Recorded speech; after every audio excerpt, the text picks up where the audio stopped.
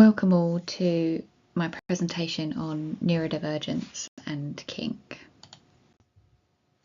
I'm CJ, I'm a therapist working within an NHS talking therapy service. I also do guest lecturing and workshops, and I'm a trustee for a trans and non-binary charity called Beyond Reflections. This presentation is aimed at therapists and professionals working with neurodivergent, kinky clients. It could be useful for anyone interested in this subject area though, and as it's just around 15 minutes, I've focused on the positive links between neurodivergence and kink. So I'll be looking at some definitions and language, those links between neurodivergence and kink, and some implications for practice. And just so you're aware, the images I've used are from stock image websites, and any experiences I'm sharing with permission from the people who have shared them with me. Starting with some definitions. Neurodiversity is a natural and valuable form of human diversity. Much of the research over the years and media representation of neurodivergence has been pathologising and infantilising, particularly when it comes to sexuality. The neurodiversity movement that began in the 90s aimed to move away from this and towards equality, respect and inclusion of neurodivergence. Often neurotypical ways of being are favoured in our society, and neurodivergent people can be held to neuroconventional standards, often leading to the pathologising of neurodivergent ways of being, ways of connecting and relating. Neurodivergence is a naturally occurring difference in brain function that can impact a person's experience of living in a predominantly neurotypical world. A lot of the research in the area of kink I've found tends to focus on autistic experiences, so the main focus of this presentation will be on autistic experience, but I did want to acknowledge the broad spectrum of neurodivergence. And some definitions around kink and BDSM. So kink is a way of exploring sexuality through things like role play, BDSM and fetish. And in research, it's often considered like unconventional by mainstream sexual norms. And BDSM falls under the kink umbrella. It refers to practices that involve collaborative power play, the exploration of movement and sensation. BDSM practices require explicit communication, risk awareness and informed consent, perhaps using the RAC model, risk-aware consensual kink. And BDSM doesn't always involve genital stimulation. It might involve power play or impact play with no genital touch. And BDSM stands for bondage, discipline and dominance, sadism and submission, and masochism. The Leather Couch book has a Venn diagram that shows various BDSM practices and how they can overlap. So perhaps there may be different forms of power play taking place, different forms of communication before, during, after a play session, different sensory experiences, pain, play and marking, being bound and gagged, for example. BDSM can encompass a range of forms of play and practices. Having multiple marginalised identities can lead to multiple forms of discrimination. Neurodivergent, kinky people can experience double discrimination and aren't always believed. They're often infantilised and desexualised, as mentioned before. When you receive this message from society and those around you that your neurodivergence and sexual identity are not compatible, this can understandably impact mental health. It's stigmatising and pathologising. When autistic sexuality is viewed through a neurotypical gaze, it's something that is seen to be needing to be fixed, and this has been the subject of much of the research in previous years. But there is a growing movement towards a more neuroaffirming perspective. In the book exploring autistic sexualities, relationships and genders, the authors speak of ways that kink can provide space where autistic people can be authentic and accepted for who they are. The authors also spoke about ways kink can provide space to explore our bodies and pleasures within neurodivergent ways of communicating and processing. It allows for non-speaking communication, clear communication, safety protocols and connections based on interests. Within kink contexts, autistic ways of being may feel less pathologised. For example, a meltdown may instead be referred to as a drop within the BDSM community and is something that can happen regardless of neurotype. A drop is an intense physical and or emotional experience that can follow a scene, and it can happen to anyone.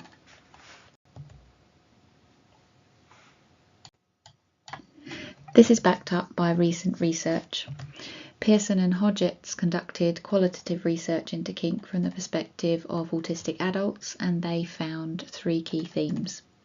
The first was practicing safe sex, which specified a kind of clear communication, explicit focus on consent that BDSM can offer, and this enabled a facilitation of feeling of safety for participants who otherwise found uncertainty during sex and intimacy very stressful. The second is so many ways to touch and be touched, providing potentially exciting ways to explore sensory joy or sensory revulsion. And then subverting neuronormativity. Autistic people can find pleasure in intimate practices other than what might be considered the usual. Another paper speaks of the reasons autistic people may be drawn to BDSM. The first one was engaging in BDSM as a form of stimming and sensory regulation, a preference for literal and concrete language, and providing engagement in community and support for long-term learning and communication, providing opportunities to explore special interests, for example. And the fourth was the double empathy problem, which can result in the marginalisation of autistic people in mainstream society, while the BDSM communities can offer norms better suited to autistic people. In the book Autistic Sexualities, Relationality and Genders, they speak of various elements that make BDSM and kink a home for neurodivergent people. The first area was embodiment, and they say that this is a state or practice of being fully present and connected to one's body, emotions and experiences. It's a way to explore sensory pleasures and can help align the physical body with our identities. And one of the authors shared, it endorses the exploration of complex emotions and physical experiences in intense focus and flow. BDSM is one of the few practices that allows for all of me to exist at the same time. Another area is fusing, and they suggest this means where a self merges with the self of others, and that BDSM can involve collectively engaging in an activity while in hyperfocus. Some might call that headspace. And when engaging in a neurotypical world, fusing can come as a great relief and allows for connection with the authentic self. And again, one of the authors shared their experiences and said, desire alters my state of mind and opens a door for exploration of experiences that are sometimes otherworldly. While my self dissolves, it also expands, merging with my actions and with the intentions, feelings and physical sensations of my partner. Autistic fusing captures the intense intimacy, trust and connection and love explored in BDSM experiences, in contrast to cultural representations of autistic people as unable to experience profound connection and love. Another area was stimming. Stimming being a sensory input that allows for regulation of overwhelming experiences. And as suggested in the previous research as well, BDSM can be a form of stimming and it can bring sensory joy. And I had a person share their experiences with me of shibari, which is rope tying. And they said, I enjoy the process and there's an art to it and a skill, and I like the look of peace on the other person's face once the intricate knots have been tied. I often realise I haven't been thinking about anything else and I can focus on this one thing longer than I usually can with anything else. And another person shared their experience of being tied up, and they said, the pressure of the rope on my body feels amazing. I also like to be sat on and get such a sense of calm when I'm in a vac bed. It's like using a weighted blanket. All the stress just leaves my body.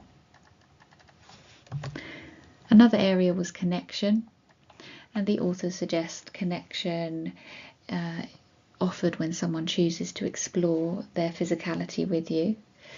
And it doesn't need to be sexual. Not all kink and BDSM practices involve sexual intimacy. And somebody shared their experiences with connection within the BDSM community, and they said, my dom whips me until I have no thoughts in my head. It's so freeing.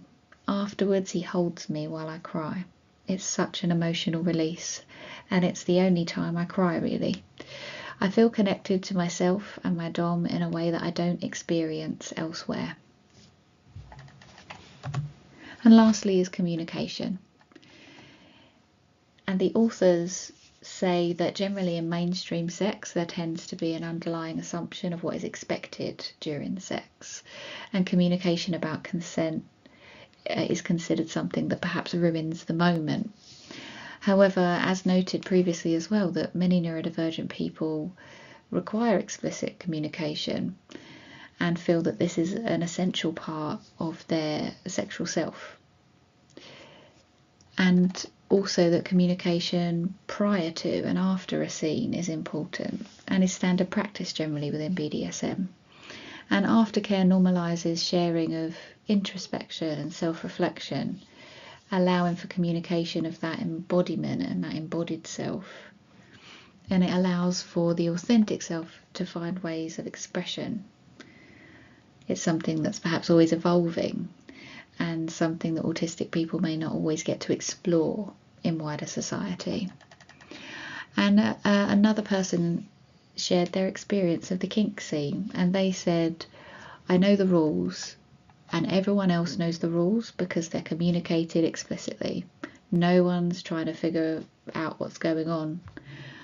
I've always found dating and sexual stuff difficult to navigate, but here consent is explicit, I feel safe, and I know how to be while I'm there.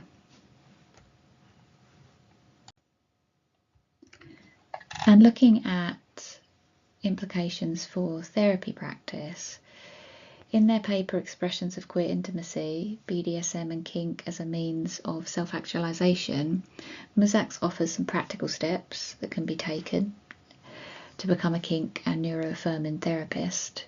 The first one is recognising areas for growth and reflecting on your values and beliefs and assumptions about neurodivergence and kink, and identifying potential biases.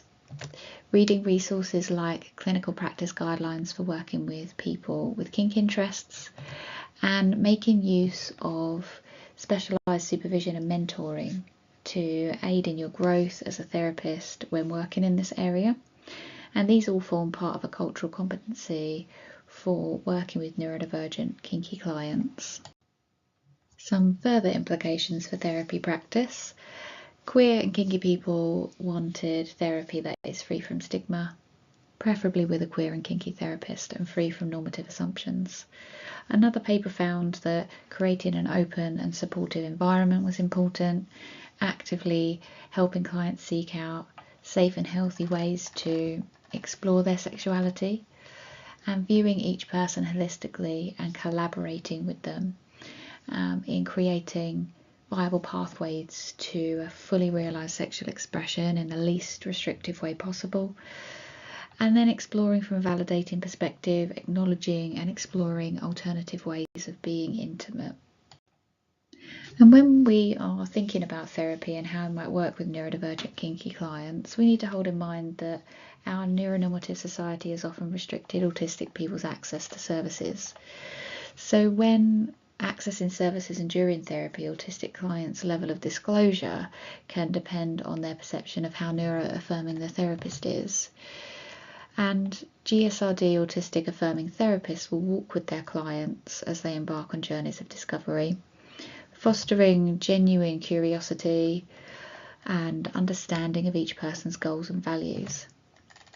Having space to fully understand and unpack the client's social systems, learning context and media representations, allowing space for unlearning and unmasking, and finding a way of being that enables freedom from performativity, and developing terminology that better mirrors autistic embodied experiences. Autistic people have a right to have a rich and expansive sexual life, and kink can be a part of that. And working from a kink and neuroaffirming approach is important when working with this client group. Thank you for listening, and I hope there has been something useful you can take from this presentation. The following slides are the references.